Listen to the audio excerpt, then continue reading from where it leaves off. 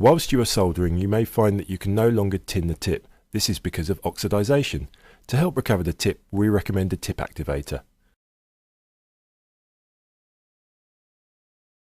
The fine abrasives and additives will break the existing oxide layer with the lead-free pearls, enclosing the solder tip.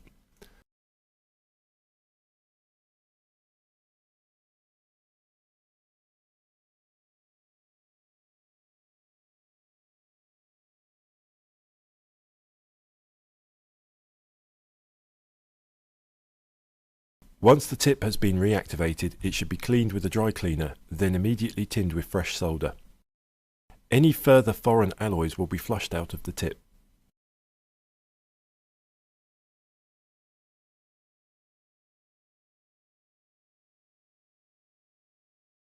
Afterwards, clean the tip again and re-tin with fresh solder.